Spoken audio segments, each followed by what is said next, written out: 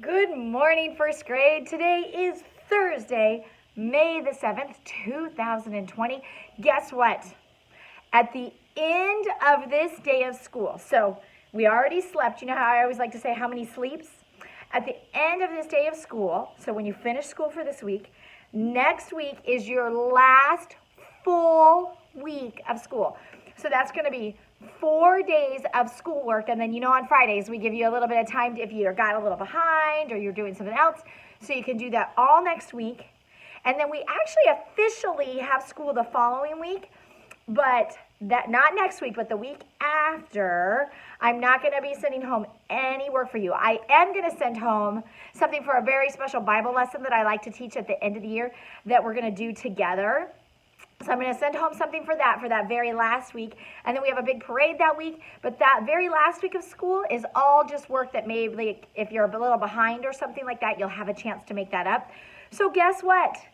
After you finish work today, I'm only going to send homework for 4 more school days, and then you're going to have time to make up anything that you maybe still have to finish. Isn't that exciting? You guys are almost second graders. In fact, next week I'm going to read a book called Second Grade, Here I Come, because you're almost second graders. And next week I'm also going to have a special guest reader for you as you get ready for second grade. Okay, can I show you what some of our friends are doing? Okay, let me show you. Here is Mr. Benjamin. Look at he and his brother, and his brothers, I should say. And guess what? Benjamin and his brothers and his mom and dad planted a garden. Isn't it beautiful? And so guess what? Those lima beans are growing right there in that garden too. Isn't that awesome? Benjamin has such a great time in that garden. Isn't God so cool to make plants so interesting? Okay, can you guys see who that is? Guess what Nathaniel did? I love his social distancing.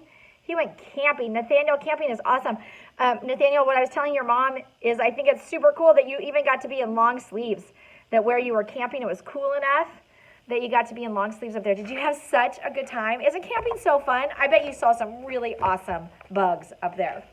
That's so cool. Okay, first grade, I wanted to just tell you, today in Bible, you guys are going to really talk about another missionary. Remember this week we've been talking about Paul and Barnabas and their missionary work. You're going to talk about somebody who wasn't alive when Paul and Barnabas was, but she was a missionary in China and just wanted people to know about Jesus. And she, just like Hudson Taylor, remember who we learned about, really worked to make herself part of that community so she could help and share with the people of China during a really hard time. They were having a famine. Do you guys remember what a famine is?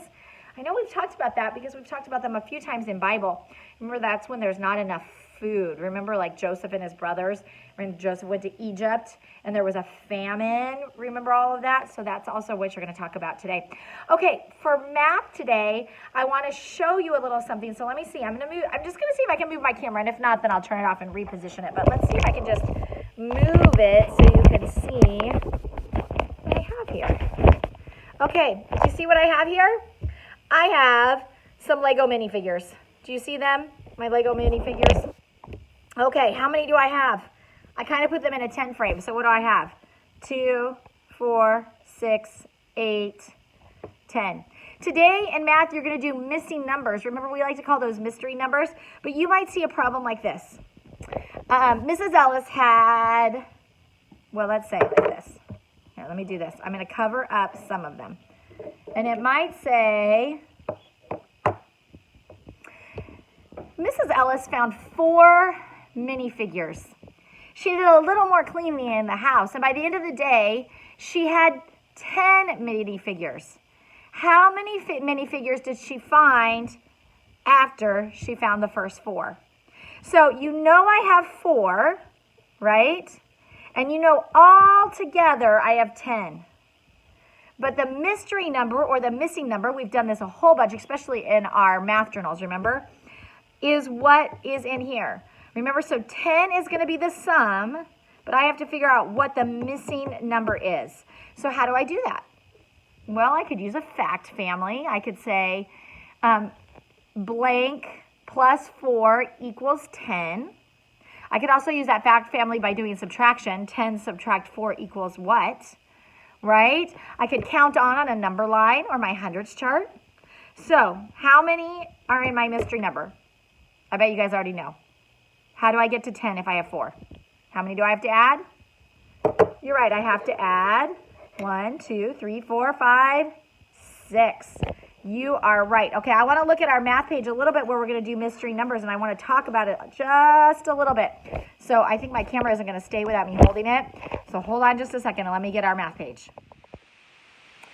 Okay, did everybody go and get your math for today? Let's talk about math a little bit today, but first stop and do what? Put your name at the top.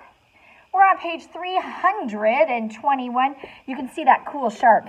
Isn't that cool shark on your page? You can probably see it a little better on your page than you can see on my thing. Let me see if I can make that a little bit clearer for us. There we go. That's a little bit better. Here it says, remember they gave us a number line today so that we can use it to count on or count back or find our missing addends. Remember, our addends means numbers.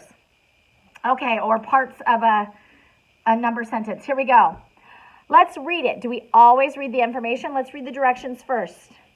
Write the number sentence.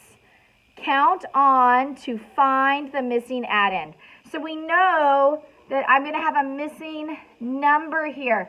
First grade, the clue for that you can always put your thinking cap on and remember is if I have a missing number, then I'm going to know what the sum or the difference is. The missing number is going to be here, so don't forget that, okay? Let's read the first question. We're going to do the first one together, and we're going to do a couple of these together, and you're going to do a couple of them on your own, okay? Number 1 right here says, Pablo went to the sea park to see a big fish tank. At 9 o'clock in the morning, there were 8 sharks in the tank. At noon, Pablo counted 12 sharks.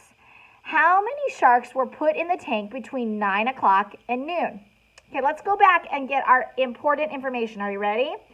So we know at 9 o'clock in the morning, how many sharks were there? How many? Say it out loud. Can you see that if I circle it? There were 8. Go ahead and circle that. At noon, when he came back, he counted how many altogether? 12, correct. So what we know is the sum is 12. That's the most he saw altogether. So let's put that sum in, okay? We know the most he saw was 12. Let me get a better pen. Hold on. Let's try that. Now, I know something plus something is going to equal 12. That's what he saw in the morning, and then how many he didn't see put in. He's trying to figure out how many were put in the afternoon. Oh, between 9 o'clock and noon. Okay, so what number does he start with? Put it in. Okay, I'm going to give you just a second. I want you to find the missing number, and then let's check it. Okay, go ahead and do it without me. Find the missing number. Take your time. Did you find it? Okay, let's double check our work. Well, I know if I need to find a missing number, I'm going to stand on what number on my number line? Correct. I'm going to stand right here. And I'm going to figure out how many hops it takes to get to 12. And that will be my mystery number. Let me get a different pen color, okay? Ready? Take your hops. So 1, 2, 3, 4. What did I land on? 12. Correct. Is that how many he had total? So how many hops did he have to take first grade? Correct. You should have written 4. Very, very good job. Okay, let's do number 2 together. Okay, let's do number 2 together, and then I want you to do 3 on your own, and then we'll just talk about 1 on the back too, okay? Are you ready to do it? Let me make sure you can see it. Okay, write the number sentence. Use, what word is this? Subtraction to find the missing addend. Oh, they just gave you a huge hint. But this is an addition sentence.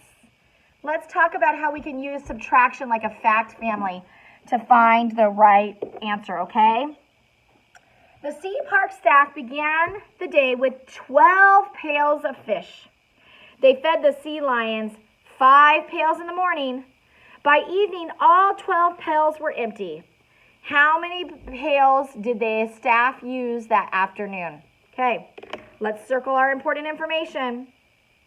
How much did they start the day with? Yes, did you circle it or highlight it? 12. They fed the sea lions. Look at that cute sea lion. Do you see his little fish he's eating? They fed them how many pails? 5 pails in the morning. By evening, all 12 pails were empty. How many pails did the staff use in the afternoon? Okay, ready? So we know that the total they had in the morning was what? 12. So that's going to be the sum because this is an addition sentence, but they're telling us to use subtraction in a fact family to find the missing number. So watch how to do that. You guys have done this before on your morning work or on your math journal, but let's make sure you remember how to do it. They fed the sea lion how many pails? Okay. Let's come up here and subtract from 12 to find the missing number of how many they had to do. How many did they feed? 5. Let's see what we land on. Are you ready? Let's come back to our number line. I'm going to use a different color since I'm using the same number line. You could also use your hundreds chart. Are you ready? Let's take 5 hops because that's how many they fed. 1, 2, 3, 4, 5. What do I land on, first grade? Correct. I landed on, did you write it in already?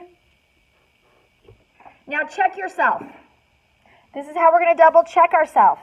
Does 5 plus 7 equal 12? Correct. Just like 12 subtract 5 equals 7. It's a fact family. Okay, I want you to do the same thing down here. Figure out how much money her mom paid for that. Okay, if you need to press pause, because I'm turning to the back. So if you need to press pause for a minute so you can finish the front, go ahead and do that. You guys know how to press pause. I know that you guys do that on YouTube videos and all kinds of fun stuff. Okay, I want to do this one together because I want to show you how to do it over here. And they gave you some of the answers already, okay? So if you finish the front, then come to the back. Here's what it says. It says subtract to find the missing add-in. A Sea Park t-shirt costs $25, but Allie only has 10. His brother gave him, Ollie only has 10. His brother gave him the rest of the money needed to buy the shirt. How much did Ollie's brother give him? This is like what we just did on the front with the fish. It costs $25. That's how much he needs. I'm going to make that a little bit darker. It's written in for you. Okay? He had $10. That's how much he had. So you need to find the missing number. Guess what? You can use the fact family to find the missing number. If you take 25, subtract 10, then you're going to know how much money his brother gave him. So I want you to do this subtraction problem over here. I know you can do that. Start in the ones place. Figure out what 25 subtract 10 is. And then put it here. And then try adding those together to double check yourself. Okay? Excellent job using a fact family, you guys. You can find the mystery number here. And look, this is just adding and subtracting, boys and girls. Are you going to get tricked? Are you going to add right here? I sure hope not. Why? Because this is subtraction. Make sure you subtract, okay? Okay, press pause, finish your math page, and then let's do a little bit of story time. Great job on your math today. Are you guys ready for a little story time? Everybody's comfy. This is the second book of Dragons Love Tacos. I love these books if you've read the first one. This one was actually from the book fair. This was from Eliza. Thank you so much for that fun book, Eliza. This is called Dragons Love Tacos, the sequel. The sequel means, see how it has a 2? Because there's already been a Dragons Love Tacos book. I love this because look at that fun cover page. Do you love tacos? I love tacos too. Do you guys ever do Taco Tuesday in your house? It's kind of fun, huh? Okay, don't worry, I'll show you the pictures. Hey, kid, why are you all, blah. Let me start over. Hey, kid, why are all your dragon friends crying? They look so sad. Look at how sad they look. Oh, dear. Look at what the newspaper says. No more tacos. World in shock. Emergency supplies depleted. Oh my, we've got to do something about this. Listen to me. Dragons, don't freak out. Oh, poor dragons. He looks a little freaked out. No wonder they're upset. Dragons love tacos. Remember that time we had an awesome taco party with dragons? There were so many tacos. Pant loads of tacos, big tacos, little tacos, beef tacos, chicken tacos. And because of a totally honest mistake, I'm not blaming anyone here, there was also some spicy tacos. Unfortunately, spicy salsa gives dragons the tummy troubles. And when dragons get the tummy troubles, well, you know. Do you remember they got tummy troubles and then they were like spitting out fire? But now, there are no more tacos. None, nada, nil. If only we could somehow go back in time to our delicious taco party before the spicy salsa, of course. We could save a handful of tacos, plant them in the ground, and grow taco trees so we never run out of tacos again. The dragons would be happy. Does that remind you on top of the story On Top of Spaghetti where we planted the spaghetti ball, the meatball? Well, I know we're not supposed to mess with it, but this does seem like the perfect opportunity to fire up that time machine in the garage. Oh, my word. A time machine lets you travel through time, back to the past when you were an itty-bitty baby, or forward to the future when you're grown up to be an old man. In our case, back to the party full of tacos. First grade, are time machines fiction or nonfiction? Fiction. You know what? Let's strap into this gizmo and give it a whirl. Set the dial to taco party. Ready, set. Look at, there's the dragons ready to go. Hey, that's you from before. Weird. Well, there are plenty of tacos here. Let's just grab some and head back before the dragons eat any spicy. Oh, no. Crunch, crunch, crunch. Oh, dear. Watch what's happening with that spicy taco. Oh, what happened when the dragons eat the spicy taco? Oh, my. Look at them all. Look at the spicy tacos even down here. Oh, my, oh, my. Oh, dear. Look at what's happening. Look at what's happening. Yikes. I sure hope the time machine still works. Look at them. Can you see them over there? Oh, dear. Well, let's see. Give that dial a little twist. We'll have to go back a bit further this time before the dragons eat any spicy salsa. Ready, set, zam. There they go. We may have gone a bit too far back. Crunch, crunch, crunch. Look, they're with a caveman right there. Isn't that so silly? Oh, dear. Oh, no. Not again.